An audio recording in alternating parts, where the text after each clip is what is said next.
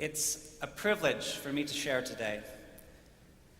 And it's a privilege to talk about such a fascinating episode in the life of Jesus. If you enjoy some of the more sci-fi-like elements of the Bible, well, here you go. This is like something straight out of X-Files or Fringe. The Transfiguration. Such a striking event in Mark's narrative. It's a unique moment, important in a different way than Jesus' regular pattern of interacting with people. So Jesus takes his inner circle of disciples, they go up a mountain where something miraculous and profound happens. Peter awkwardly tries to make sense of the moment and can't. God speaks, and then everything returns to normal. They leave the mountain, and Jesus essentially tells them, "This never happened." So here, high up on this mountain, Jesus has taken this trio aside to let them in on a little secret. So Jesus then pulls a kind of Gandalf the Wizard and boom! Sheds his ordinary rags for something new, different, white or bright. But what is the meaning of this new appearance? And then the white fades. So was this grand reveal a glimpse of the now, or kind of a sneak preview into the future? And I also wonder who or what really changes. To be transfigured means to be changed, to appear differently or become something different, something more. Does Jesus actually change? Or do the disciples change and see something that had been there all along, but for some reason now comes into shining clarity? Maybe you've experienced something like this. My wife, Joanna, and I were buddies for 9 years before we started dating. She was great. I enjoyed spending time with her. I cared very much about her. She was a great friend. And then something began to happen in me as I began to see her differently. She didn't change, but it's as if there was a radiance about her that, having seen it, transfigured my view of her, this person that I'd known for years. So, to be sure about this radiance, on a late spring evening in a restaurant parking lot in Washington, I shocked her by grabbing her, pulling her toward me, and planting a big sloppy kiss on her face. And then I literally ran away. It's true. 15 months later, we got married, and here we are. Really, you should ask Joanne about it sometime. She's a much better storyteller. So maybe something like this happens. Maybe. But whether we say the change is in Jesus, changing for a moment to show the disciples something about himself, or the disciples have some kind of aha moment, the point is the same. They've seen something. They've learned something new. And the big question for me, if Jesus is the model, the profound incarnation of God in a world where all of us, in some way, incarnate, in flesh, the presence of God, then is this story about you and me? That is Jesus letting Peter, James, and John and us in on a secret about us? Jesus traveled a profoundly unique way, a path that was difficult, yet spectacular and admirable, cosmically significant even. But in our praise and admiration of Jesus, if this leaves us helpless, passive, unable to only clap our hands for Jesus with great awe of what he is and what we are not, then I think, like Peter, we've missed something. Because the point is not that we watch, but that we join. Jesus is not the parent saying to the toddler, "No, that's not how you put the train set together. Give me that. What are you, 2? Give me it. Let me do it. I got it." No. I think Jesus is the parent saying, "Here, let me show you. Now you try. Yes, that's it. Oops. Oh, it's okay. Try again. Yeah, you're doing it. Look, I'm not even helping. It's all you. You've done it. Now, let's do it again. I don't think God does this little laser light show with Jesus to then say, okay, there, you've seen it. Now, go on. Do it yourself. Transfigure yourself. Go on. Be like Jesus. But I also don't think the point is that God does it for us, as if we have nothing to offer. Now, I tend to be obnoxiously optimistic about things, but in other ways, I'm a realist, or a pragmatist, you might say. So to say that I've been transfigured, made into something more, something completely different, it doesn't really make sense to me. It doesn't make sense of my reality. I'm hesitant to embrace a theology that says 1 minute I'm one thing, and then the next minute I'm something completely different. I'm either transfigured or I'm not transfigured. But transfiguration as a journey, this makes some sense to me.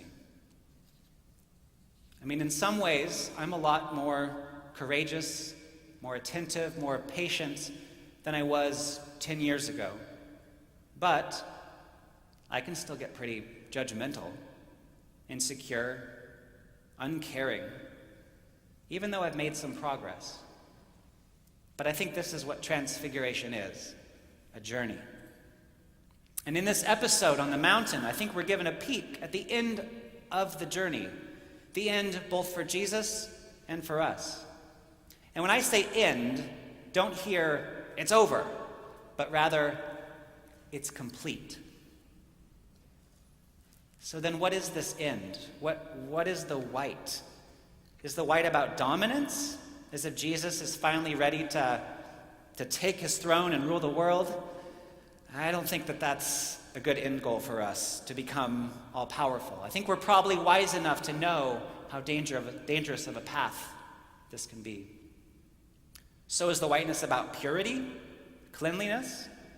Again, the idea of Jesus being pure doesn't seem to fit his pattern of touching supposedly unclean people. Purity is a weird construct that maybe should apply to gold, but not people. Too much damage and hurt and shame come with this. Well, how about virtue? No surprise to those of you that know me, I'd say we're probably getting closer. But when I say virtue, I'm not just talking about qualities like kindness and courage and gratitude and justice. I'm talking about love. Because I think the real goal of a virtue is, or at least should be, love. When we're kind to people, we extend love. When we're grateful for what others have done for us, we're empowered by love.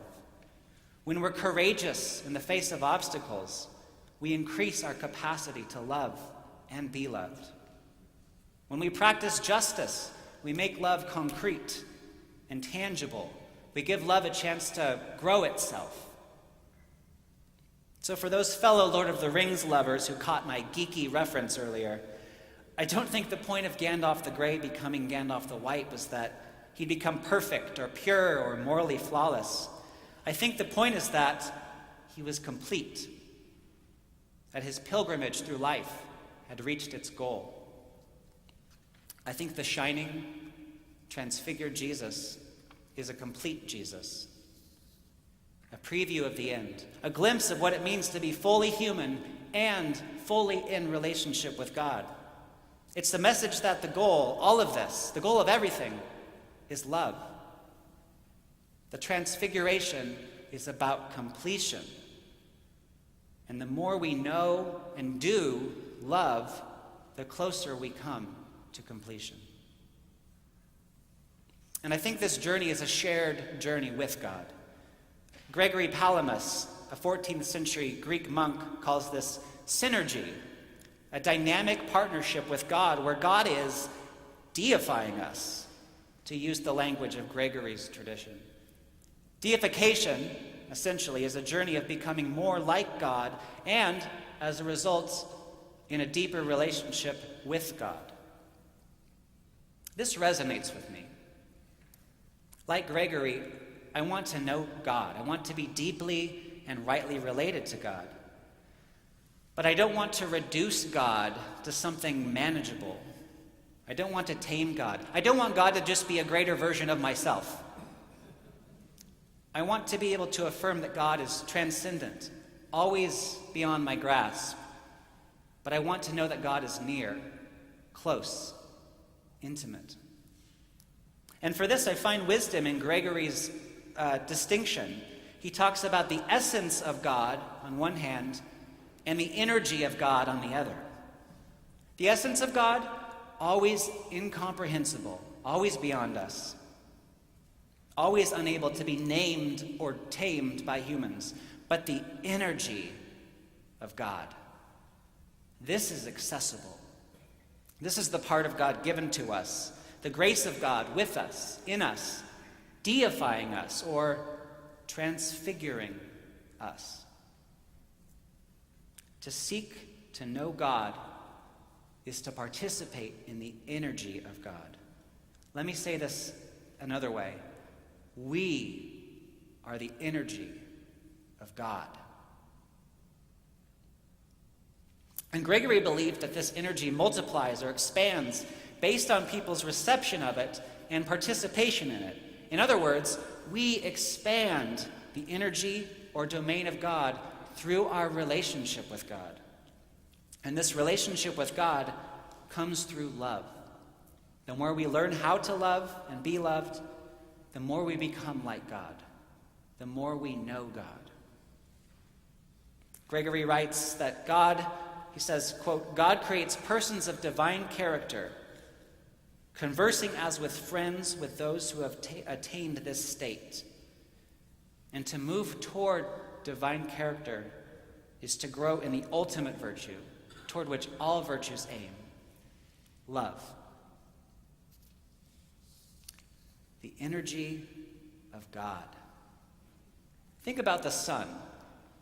Obviously, if you tried to walk on the sun, you'd be incinerated before you got close. But think about how much the energy of the sun pervades our existence.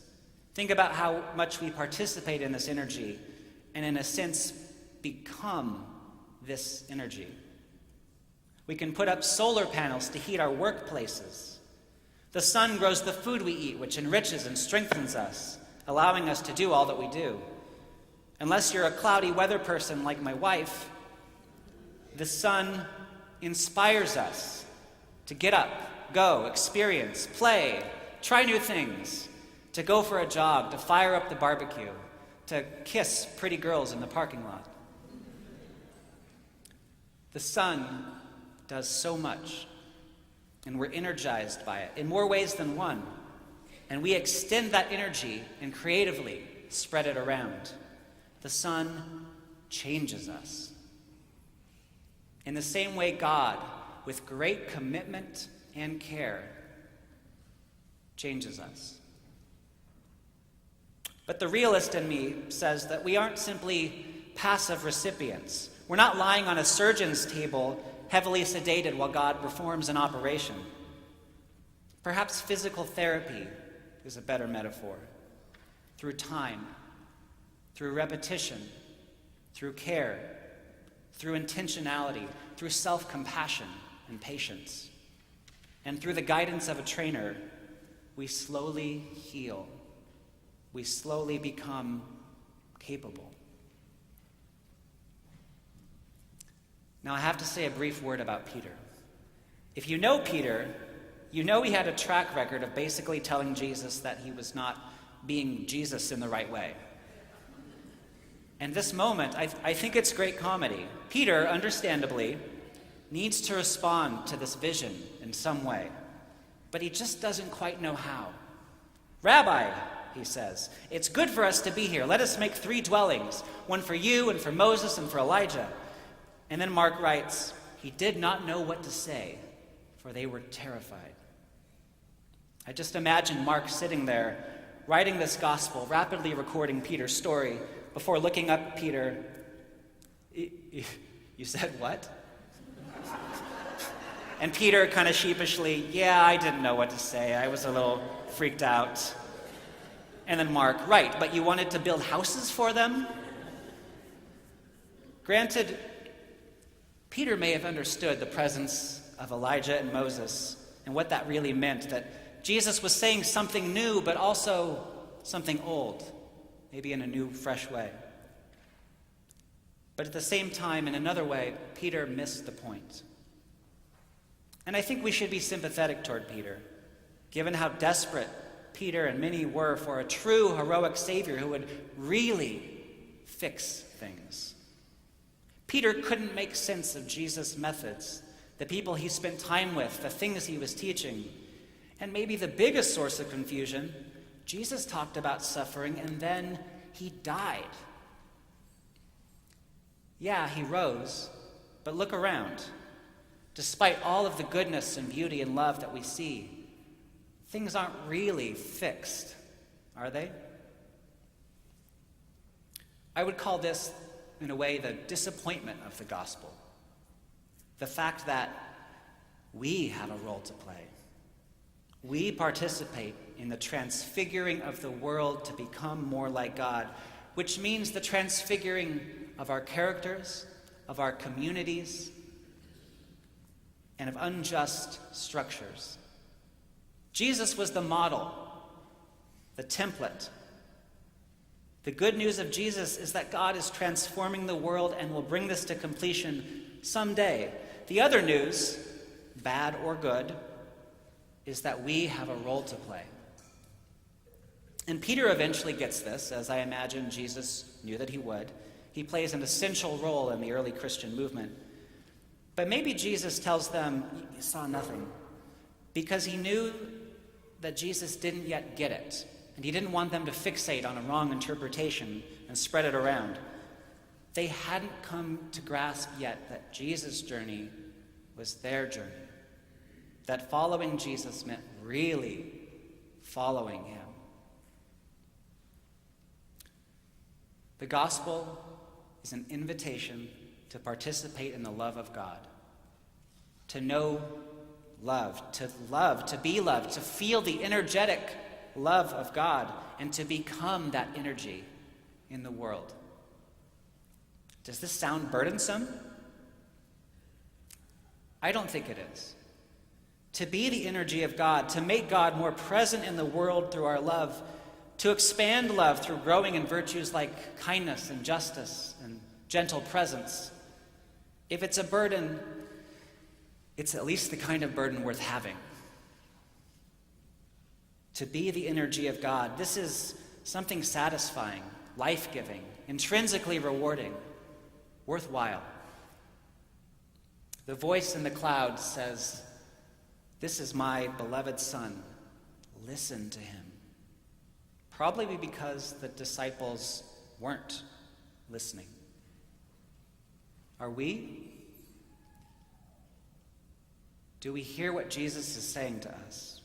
Do we hear where the Spirit of God is trying to take us? How can we become love? This is what the Transfiguration is all about. This is Jesus' journey. This is our journey. Jesus was a burst of energy of God in human history, you might say. But I don't think he wanted to be the only source of energy. Perhaps the most important splash in the pond, but not the ripples. That's where we come in. We are the ripples. We are the energy. At least we can be.